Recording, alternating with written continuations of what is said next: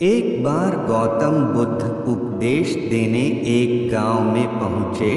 उनका उपदेश सुनने के लिए हजारों लोग उपस्थित हुए। उस सभा में गांव का एक दरिद्र किंतु कर्मठ कृषक भी उपस्थित हुआ। बुद्ध का उपदेश सुनने की उसकी बड़ी इच्छा थी, किंतु दुर्भाग्यवश उसका एक बैल खो गया था। कृषक इस चिंता में था कि बैल नहीं मिला तो उसका काम कैसे चलेगा। उसका तो पूरा जीवन ही बैलों पर निर्भर करता था।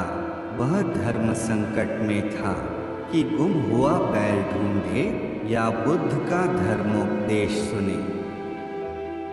आखिरकार उसने बैल को ढूंढने का निश्चय किया और वहां से निकल आया। अगर जीवन में संघर्ष न हो, कोई जोखिम न हो, तो जीने में खाक मजा आएगा। कृषक के अथक प्रयास से शाम तक उसे बैल मिल गया।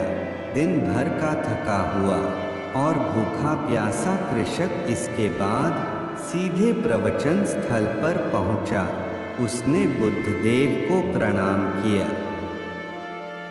बुद्धदेव ने पहले उसके थके मांदे चेहरे को निहारा और भिक्षुओं से कहा कि इसे भोजन करवा दो।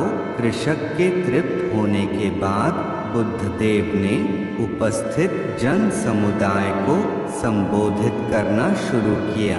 कृषक ने एकाग्र होकर उपदेश सुना। उसके चले जाने के बाद बुद्धदेव ने अपने शिष्यों में कानाफूसी सुनी कि उस कृषक के लिए बुद्धदेव ने विलंब किया। बुद्धदेव तब शांत स्वर में बोले, भिक्षुकगण, उस कृषक को मेरा उपदेश सुनने की बड़ी इच्छा थी, लेकिन उसके बैल गुम हो गए थे। इससे उसके कार्यों में बाधा आ सकती थी। आठ वह सुबह मजबूर होकर यहाँ से लौट गया। वह अपने लोक कर्म के पालन के लिए सारा दिन भटका और तृप्त होते ही मेरे पास चला आया। यदि मैं उस भूखे को उपदेश देने लगता तो वह उसे ग्रहण नहीं कर सकता था।